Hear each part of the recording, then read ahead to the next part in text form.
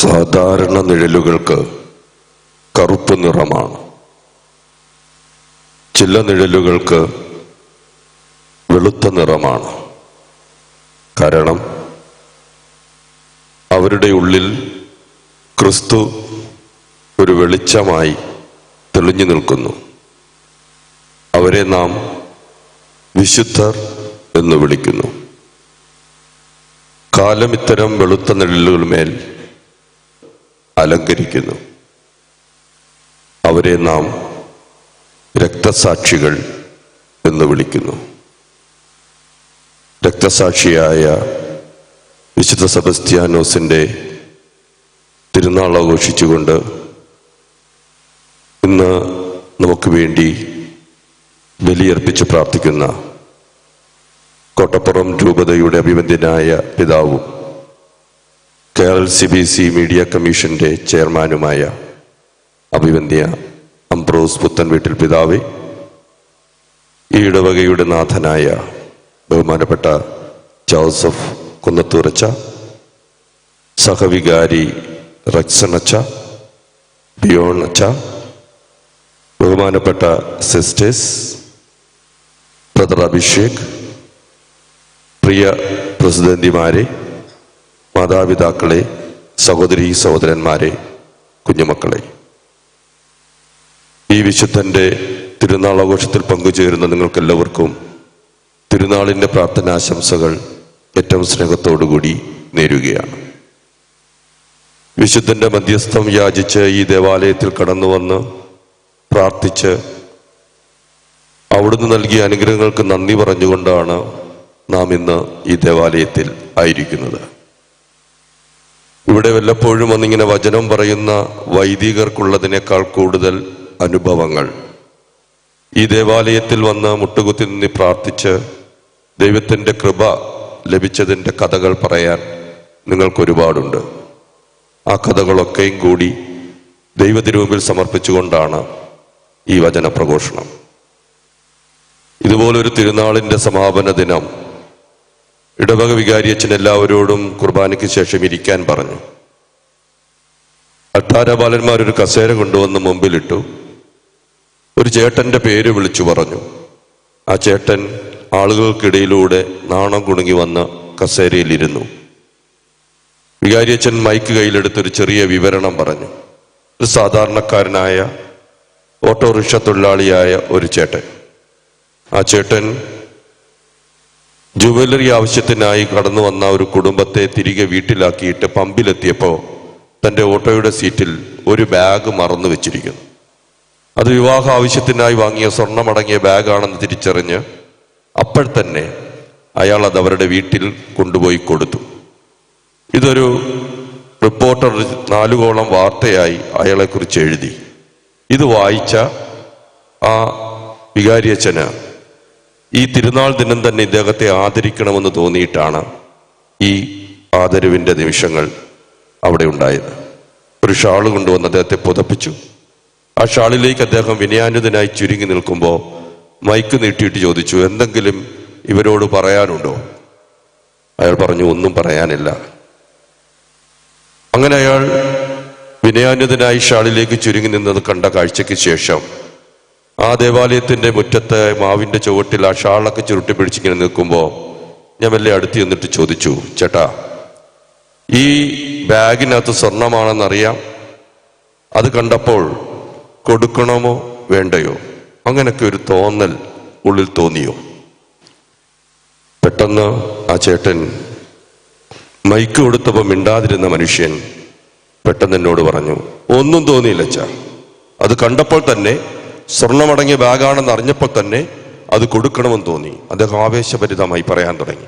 കാരണം എന്താണെന്ന് അറിയാം വെച്ചാ, എല്ലാ ദിവസവും രാവിലെ ഞാൻ ഓട്ടോ ഓടിക്കാൻ പോകുന്നതിന് മുമ്പ് തിരുഹൃദയപ്പടത്തിന്റെ മുമ്പിൽ ഒരു തിരി കൊളുത്തി വെച്ച് പ്രാർത്ഥിക്കുമ്പോൾ അമ്മയുടെ ഒരു ഉപദേശം എൻ്റെ മനസ്സിൽ തെളിഞ്ഞു നിൽക്കുന്ന പ്രാർത്ഥനയാണ് എല്ലാ ദിവസവും ഞാൻ പ്രാർത്ഥിക്കുന്നത്. അതിങ്ങനെയാണ്, ദൈവമേ, ഇന്ന് ഞാൻ എൻ്റെ ജോലിക്കായി ഇറങ്ങുമ്പോൾ മറ്റൊരാളുടെയും കണ്ണീരിൻ്റെ ഉപ്പ് പകർന്ന അപ്പക്കഷ്ണം എൻ്റെ വീട്ടിൽ വിളമ്പാൻ ഇടവരുത്തരുതേ. വൈകുന്നേരം എത്തുമ്പോൾ എൻ്റെ കുഞ്ഞുങ്ങൾ പലപ്പോഴും ഉറങ്ങിക്കഴിഞ്ഞിരിക്കും. ആ ഉറക്കം നോക്കി നിൽക്കുമ്പോൾ ഞാനൊന്ന് ആത്മശോധന ചെയ്യും. തമ്പുരാനെ, ഇന്ന് ഞാൻ ആരുടെയെങ്കിലും കണ്ണീരിന്റെ ഉപ്പ് പകർന്ന അപ്പക്കഷ്ണം, മറ്റൊരാളെയും ചതിച്ചതിന്റെ ചോരയുടെ ചുനയുള്ള ചുവപ്പുള്ള അപ്പക്കഷ്ണം കഴിച്ചിട്ടാണോ എൻ്റെ കുഞ്ഞുങ്ങൾ ഉറങ്ങുന്നത്? അല്ല എന്ന് ഉത്തരമുള്ളപ്പോൾ മനസമാധാനത്തോടെ ഉറങ്ങാൻ കഴിയും. അത്രയേ ഉള്ള കാര്യം. അപ്പമാണ് മനുഷ്യന്റെ പ്രലോഭനത്തിന്റെ കാരണം. അത് ആദിയിലെ അതായിരുന്നു. ആദ്യ മാതാപിതാക്കൾക്ക് അത് പഴമായിരുന്നെങ്കിൽ ഏസാവിനത് പായസമായിരുന്നു. ഇസ്രയേൽ ജനം ഈജിപ്തിന്റെ അടിമത്തത്തിൽ നിന്ന് വിമോചിക്കപ്പെട്ട് മരുഭൂമിയിലൂടെ പൊയ്ക്കൊണ്ടിരിക്കുമ്പോ അവർക്ക് ഈജിപ്തിലെ ഇറച്ചി കഷ്ണങ്ങളായിരുന്നു പ്രലോഭനം. അവർ പറയുന്നു, മോശയോട് പരാതിപ്പെടുന്നു, അവിടെ ഞങ്ങൾക്ക് ഇറച്ചി കഷ്ണങ്ങളുണ്ട്. ആദ്യമായി ജനിക്കുന്ന കടിഞ്ഞൂൽ പുത്രന്മാരെ നൈൽ നദിയിൽ എറിഞ്ഞു കൊല്ലാൻ കൽപ്പനയുണ്ടായിരുന്ന ഒരു നാട്ടിൽ, തങ്ങളുടെ പെങ്ങന്മാരുടെയും മക്കളുടെയും പെൺമക്കളുടെയും മാനത്തിന് കങ്കാണിമാർ വില കൽപ്പിക്കാതിരുന്ന ഒരു നാട്ടിൽ അവർക്ക് ഇറച്ചി കഷ്ണങ്ങളായിരുന്നു പ്രലോഭനം. നമുക്കും പ്രലോഭനം ഇറച്ചി കഷ്ണങ്ങളാണ്. പലപ്പോഴും നമ്മളൊരു തെറ്റ് ചെയ്യുമ്പോൾ, ഇടറിപ്പോകുമ്പോൾ, നിലപാടുകളില്ലാത്ത മനുഷ്യരായി മാറുമ്പോൾ നമ്മളും പറയും, ഒരു ജാൻ വയറിന്റെ വിശപ്പ്, ഒരു നേരത്തെ ആഹാരം, ഇങ്ങനെയുള്ള ന്യായവാദങ്ങൾ. അടുത്തിടെ ഒരു ചേച്ചി വന്ന് പ്രാർത്ഥിക്കണമെന്ന് പറഞ്ഞു കേസ് വിജയിക്കാൻ. കേസ് എന്താണെന്ന് ചോദിച്ചു. പറഞ്ഞു, കുറച്ചു പേരുടെ നിന്ന് കുറച്ച് പണം വാങ്ങിയതാണ്. എന്തിനു വേണ്ടിയാണെന്ന് ചോദിച്ചപ്പോ അവർ കേന്ദ്ര ഗവൺമെന്റിൽ ജോലി കൊടുക്കാമെന്ന് പറഞ്ഞു വാങ്ങിയതാണ്. വാങ്ങിയ പണം മാനേജറെ ഏൽപ്പിച്ചു. മാനേജർ അതുമായി മുങ്ങിയച്ച. എനിക്ക് പരിചയമുള്ളവർ ഇപ്പോൾ എനിക്കെതിരെ കേസ് കൊടുത്തിരിക്കുക, കേസ് വിജയിക്കാൻ പ്രാർത്ഥിക്കണം. ചുമ്മാതൊരു ചോദ്യം ചോദിച്ചു. എൻ്റെ സഹോദരി, നിങ്ങൾ ഈ പണം വാങ്ങിക്കൊണ്ടിരിക്കുമ്പോൾ നിങ്ങൾക്ക് എന്തെങ്കിലും ഒരു പ്രതീക്ഷ ഉണ്ടായിരുന്നോ? ഒരാൾക്കെങ്കിലും ജോലി കൊടുക്കാൻ കഴിയുമെന്ന്? ആദ്യം ഉണ്ടായിരുന്ന പിന്നില്ലായിരുന്നു. പിന്നെ നിങ്ങൾ എന്തിനാണ് പണം വാങ്ങിയത്? അത് എല്ലാ മാസവും എൻ്റെ അക്കൗണ്ടിലേക്ക് എൻ്റെ ശമ്പളം വീഴുന്നുണ്ടല്ലോ അച്ഛാ. എൻ്റെ അക്കൗണ്ടിൽ പണം വീണാൽ, ആരുടെ കെട്ടുതാലി പൊട്ടിച്ചു കൊണ്ടുവരുന്ന പണമാണെങ്കിലും, ആരുടെ കണ്ണീരുപ്പ് പകർന്ന പണമാണെങ്കിലും, ആരെ ചതിച്ചതിന്റെ ചോരയുടെ ചുനയുള്ള ചുവപ്പുള്ള പണമാണെങ്കിലും എൻ്റെ അക്കൗണ്ടിൽ വരണം. അത്രയേ ഉള്ളൂ. ഇതൊരു പ്രലോഭനമാണ്. നിലപാടുകളുള്ള മനുഷ്യരായി നമ്മൾ മാറേണ്ട കാലഘട്ടത്തിലാണ്. അങ്ങനെ നിലപാടുള്ള ഒരുവനെ കുറിച്ചാണ് നമ്മൾ ഇന്ന് ധ്യാനിക്കുന്നത്. ഈ ആഘോഷപൂർവമായ മുടി വെച്ചുകൊണ്ട് ഈ തിരുനാൾ പ്രസിഡന്റിമാര് ഈ തിരുനാളിന് വേണ്ടി പണം മുടക്കുന്നത് നിലപാടുകളുള്ള മനുഷ്യനായതുകൊണ്ടാണ്.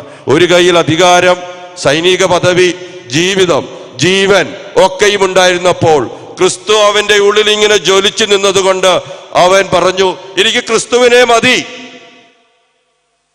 അതാണ് നിലപാട്. അതുകൊണ്ട് അവൻ അമ്പെയ്ത് കൊല്ലപ്പെട്ടു.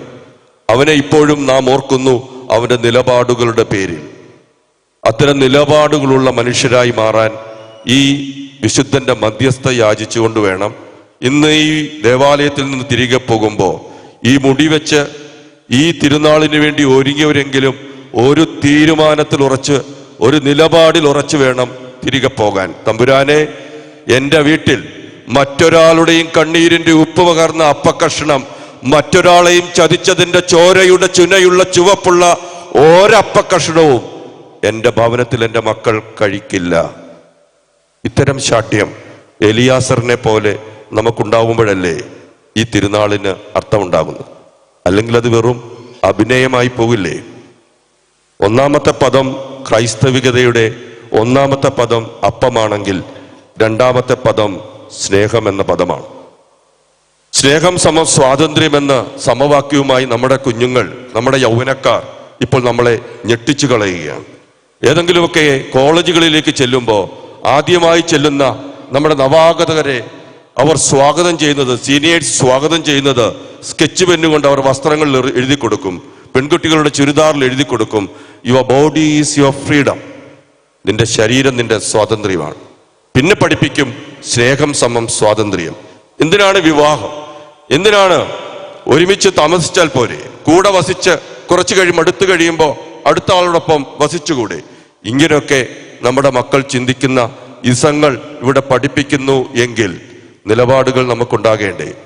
നമ്മുടെ കുഞ്ഞുങ്ങൾ ഇത്തരം നിലപാടുകളുമായി ഇന്നലെ കണ്ട ഒരാളുടെ വാട്സപ്പ് മെസ്സേജോ ഒരു ഫേസ്ബുക്ക് ഒരു മെസ്സേജോ കാണുമ്പോൾ ഇന്നലെ വരെ നമ്മുടെ ചങ്കിൽ ഇങ്ങനെ ചാരിക്കിടന്ന് വളർന്ന മക്കൾ നമ്മളെ കാണാതെ നമ്മുടെ വീട്ടിലുള്ളത് വാരി എടുത്തുകൊണ്ട് രാത്രിയുടെ മറവിൽ കള്ളന്മാരെ പോലെ അങ്ങനെ ഭീരുക്കളെ പോലെ ഇറങ്ങിപ്പോക്ക് നടത്തുകയും അവരെ പിടിച്ചുകൊണ്ടുവരാൻ പോലീസുകാരോട് നമ്മൾ പറയുകയും പോലീസ് സ്റ്റേഷൻ നമ്മൾ വീണ്ടും കണ്ടുമുട്ടുകയും ചെയ്യുന്ന അനവധി നിങ്ങളെ എനിക്ക് വിശ്വാസമില്ല.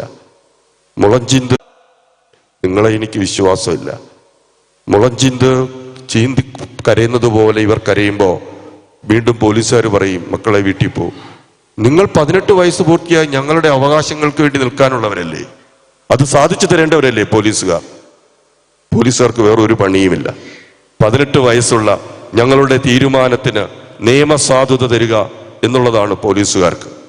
ഈ 18 വയസ്സിന്റെ നിയമസാധുതയെക്കുറിച്ച് പറയുന്ന, എന്നെ കേൾക്കുന്ന എൻ്റെ ശ്രവ്യ പരിധിയിലുള്ള എൻ്റെ യൗവനക്കാരെ, നിങ്ങൾക്ക് ഞാൻ മറ്റൊരു നിയമം കൂടി പരിചയപ്പെടുത്താം.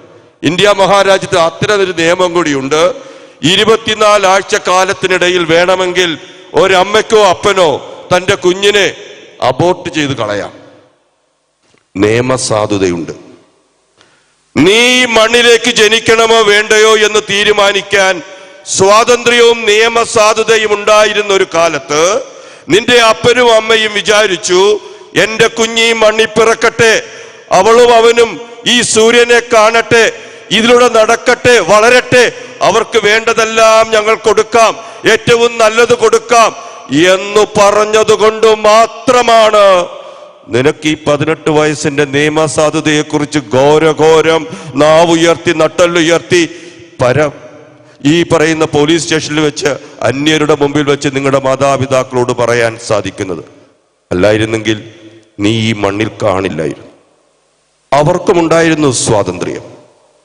18 വയസ്സിന്റെ നിയമസാധുതയെക്കുറിച്ച് നീ ഇങ്ങനെ പറഞ്ഞുകൊണ്ട് ഘോരഘോരം അപരന്മാരുടെ മുമ്പിൽ വെച്ച് നമ്മുടെ അപ്പന്റെയും അമ്മയുടെയും അപമാനിച്ച് നാം ഇത് പറഞ്ഞുകൊണ്ടിരിക്കുമ്പോ ഈ 18 വയസ്സിന്റെ നിയമസാധുത എന്നത് ഈ 24 ആഴ്ചയുടെ നിയമസാധുതയുടെ അപ്പുറത്തല്ല, അവരുടെ കാരുണ്യം കൊണ്ട് മാത്രമാണ് നീ ഇന്ന് ഈ മണ്ണിലുള്ളത് എന്നോർത്താൽ മാത്രം മതി. ഇരുളിന്റെ മറവിൽ ഒന്ന് തിരിഞ്ഞു നോക്കുക പോലും ചെയ്യാതെ നിനക്ക് ഇറങ്ങിപ്പോക്ക് നടത്താനാവില്ല. സ്നേഹം സമം കരുതലെന്നും കൂടിയൊരു സമവാക്യമുണ്ട്.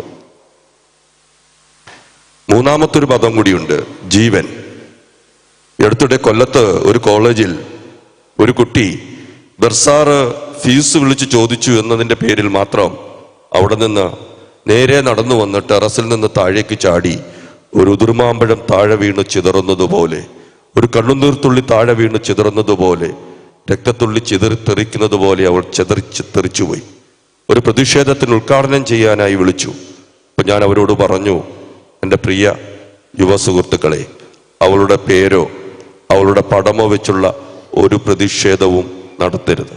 കാരണം അവൾ ഭീരുവാണ്.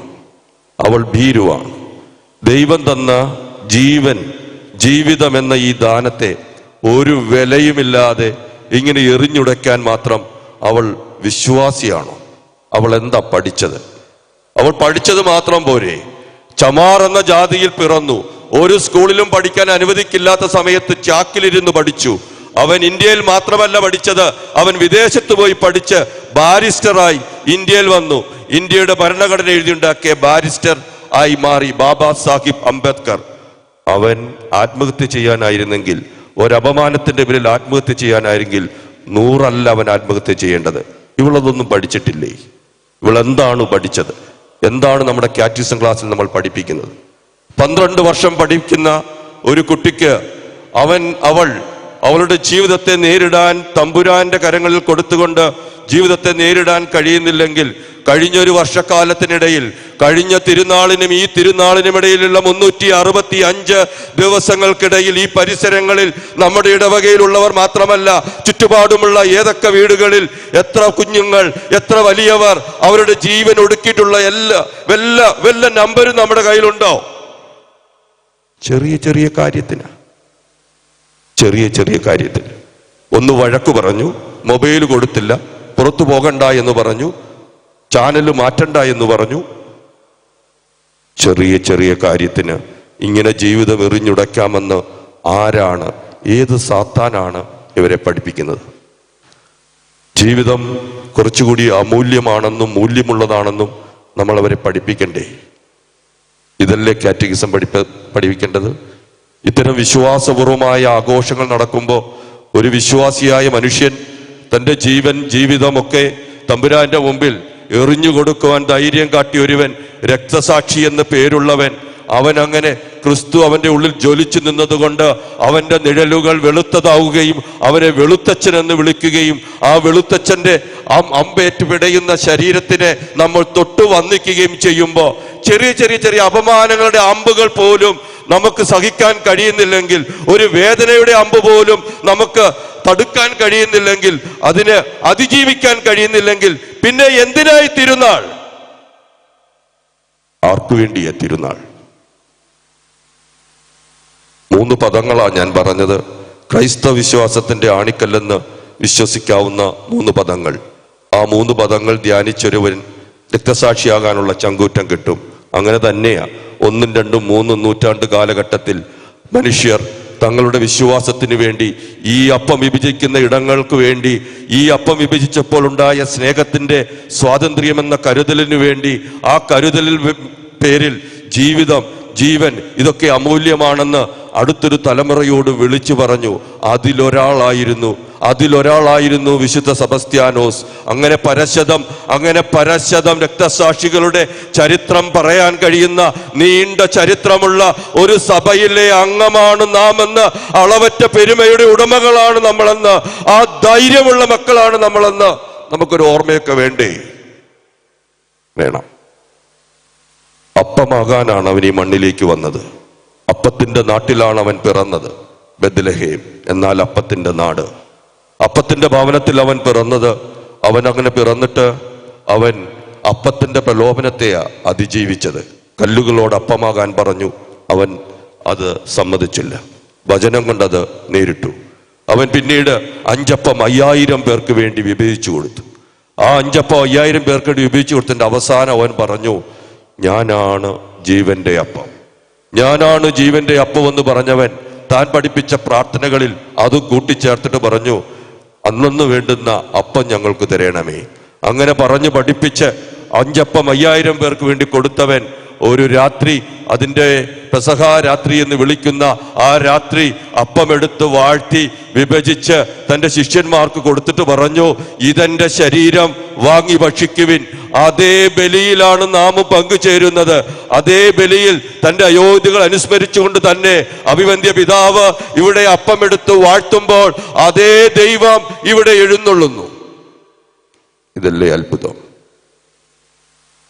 അങ്ങനെ അവൻ പറഞ്ഞ വാക്കുകൾ അന്ന് പറഞ്ഞു തീർക്കുക മാത്രമല്ല, പിറ്റേ ദിവസം അവൻ ഗാഗുൽത്താ മലയിൽ തന്റെ രക്തം കൊണ്ട് അതിനെ തുല്യം ചാർത്തി രക്തസാക്ഷിയായി ഒടുങ്ങുന്നതിന് തൊട്ടു മുൻപ് താഴേക്ക് നോക്കുമ്പോ അവന്റെ അമ്മ നിൽക്കുന്നു, പ്രിയ ശിഷ്യൻ നിൽക്കുന്നു.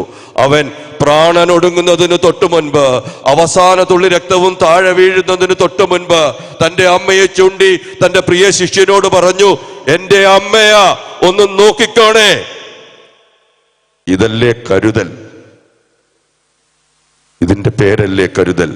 സ്നേഹം സമം സ്വാതന്ത്ര്യം എന്നു മാത്രമാണ് നമ്മൾ പഠിച്ചെങ്കിൽ, ക്രിസ്തു നമ്മളെ പഠിപ്പിക്കുന്നത് സ്നേഹത്തിന് കരുതൽ എന്നുകൂടി അർത്ഥമുണ്ട് എന്നല്ലേ? എന്നെ കേൾക്കുന്ന എൻ്റെ പ്രിയപ്പെട്ട സഹോദര സഹോദരി, നിന്റെ വീട്ടിൽ കരുതൽ ആവശ്യമുള്ള ആരെങ്കിലും, വൃദ്ധരായ മാതാപിതാക്കൾ നിന്റെ കരുതലില്ലാതെ നിൽക്കുന്നുവെങ്കിൽ, നിന്റെ സ്നേഹവും കരുതലുമില്ലാതെ അവർ അവഗണിക്കപ്പെടുന്നെങ്കിൽ, ഈ തിരുനാൾ ദിനത്തിലിരുന്ന് നീ തീരുമാനമെടുക്കണം. സ്നേഹമെന്നാൽ സ്വാതന്ത്ര്യം മാത്രമല്ല, എല്ലാ ബന്ധങ്ങളിൽ നിന്നുള്ള വിടുതൽ മാത്രമല്ല, നിനക്ക് ജന്മം നിന്റെ മാതാപിതാക്കളോടുള്ള നിന്റെ കടമയുടെ ഭാഗമായി ഒരു കരുതലും കൂടി ആ സ്നേഹത്തിലുണ്ട് എന്ന് ഓർക്കണം. അങ്ങനെ അവൻ ആ കുരിശിൽ കിടന്ന് തൂങ്ങി മരിച്ചു എന്ന് അവരെല്ലാവരും വിചാരിച്ചു, ശിഷ്യന്മാരടക്കം. അങ്ങനെ വിചാരിച്ചവർ അവനെ ഒരു കല്ലറയിലടക്കി കാവലേർപ്പെടുത്തി കല്ലുരുട്ടി വെച്ചു. അവിടെ അവൻ എല്ലാം തീർന്നു എന്ന് കരുതിയപ്പോ മൂന്നാം ദിവസം അവൻ കല്ലുരുട്ടി മാറ്റി, കല്ലറയെ തകർത്ത് കാവലിനെ തടുത്തു മാറ്റി അവൻ ഉയർത്തെഴുന്നേറ്റു. ഇതാണ് നമ്മുടെ വിശ്വാസം.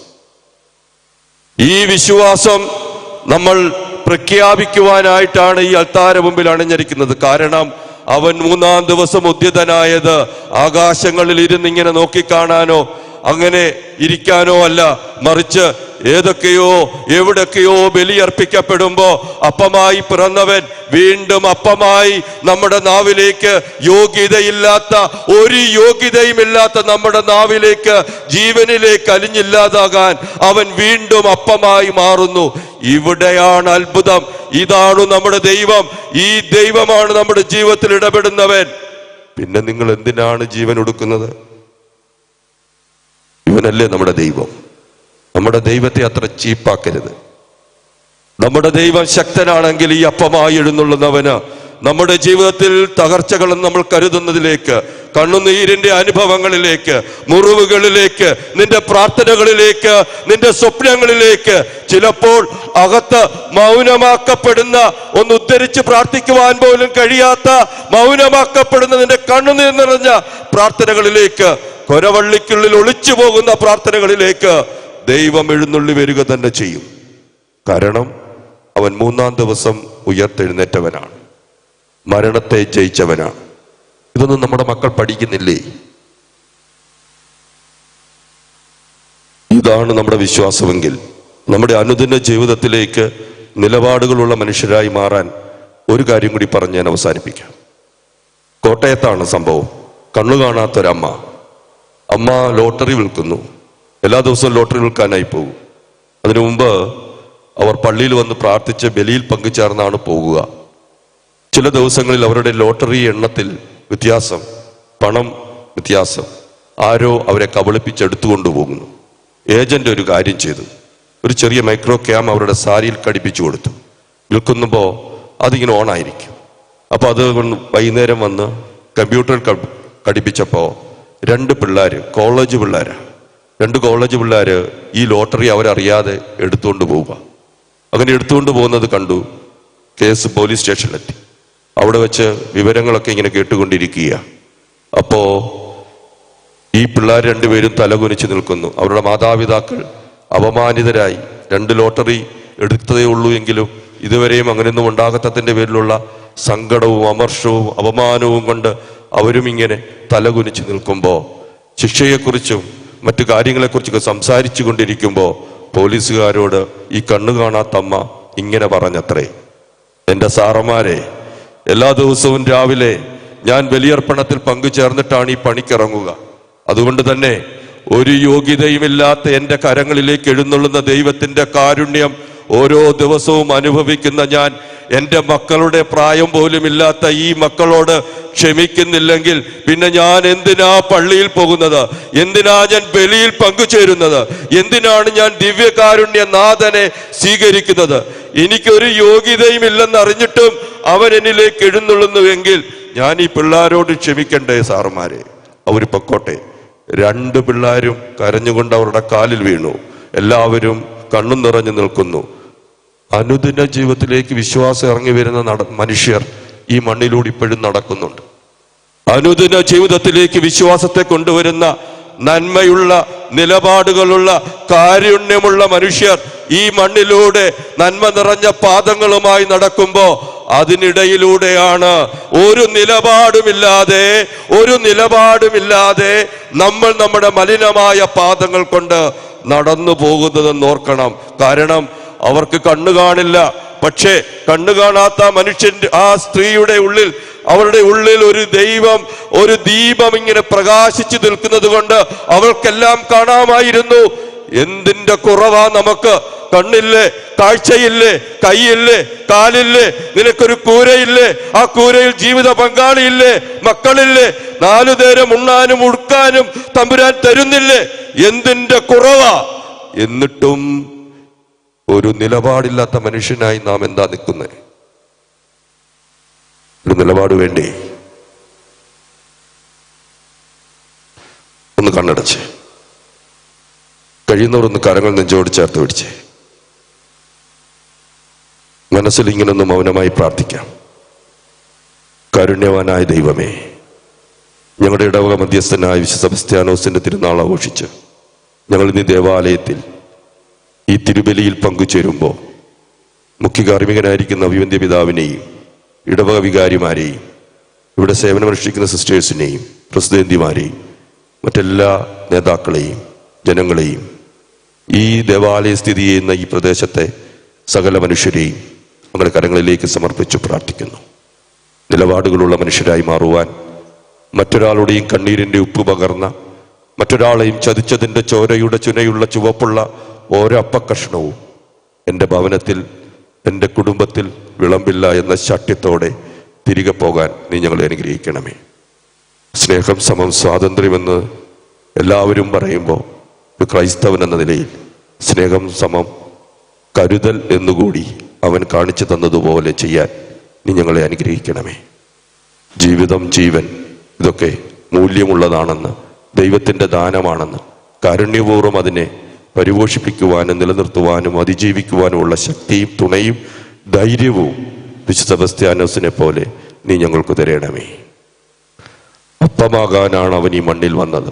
അപ്പത്തിൻ്റെ നാട്ടിൽ പിറന്ന് അപ്പത്തിൻ്റെ പ്രലോഭനത്തെ അതിജീവിച്ച് അഞ്ചപ്പം 5000 പേർക്ക് വേണ്ടി വിഭജിച്ച് ഞാനാണ് ജീവന്റെ അപ്പം എന്ന് പറഞ്ഞ് ആ രാത്രി അപ്പം എടുത്ത് വിഭജിച്ച് ഇതാ ജീവന്റെ അപ്പം എന്ന് പറഞ്ഞവൻ പിറ്റേ ദിവസം ഗാഗുൽത്താമലയിൽ ആ പറഞ്ഞതിനെ രക്തം കൊണ്ട് തുല്യം ചാർത്തി ഒടുങ്ങുന്നതിന് മുൻപ് അമ്മയെ ശിഷ്യനെ ഏൽപ്പിച്ചു.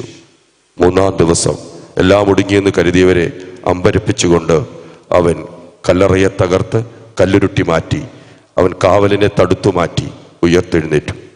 ഈ വിശ്വാസത്തിൽ ജീവിതം ത്യജിച്ച വിശുദ്ധ സെബസ്ത്യാനോസിനെ ഞങ്ങൾ ഓർത്തു പ്രാർത്ഥിക്കുമ്പോൾ തമ്പുരാനെ ഒരല്പം കൂടി ധീരത, അല്പം കൂടി കരുതൽ, അല്പം കൂടി നിലപാടുകൾ ഒക്കെയും നീ ഞങ്ങൾക്ക് തരണമേ. സാധാരണ നിഴലുകൾക്ക് കറുപ്പ് നിറമാണ്, ചില നിഴലുകൾക്ക് വെളുത്ത നിറമാണ്. കാരണം ക്രിസ്തു അവരുടെ ഉള്ളിൽ ജ്വലിച്ചു നിൽക്കുന്നു. അത്തരം വെളുത്ത നിഴലുകളിലേക്ക് കാലം അവർ രക്തത്തുള്ളികൾ കൊണ്ട് അലങ്കരിക്കുന്നു. അവരെ രക്തസാക്ഷികൾ എന്ന് വിളിക്കുന്നു. രക്തസാക്ഷിയായ വിശുദ്ധ സെബസ്ത്യാനോസേ, നീ ഞങ്ങൾക്ക് വേണ്ടി പ്രാർത്ഥിക്കണമേ.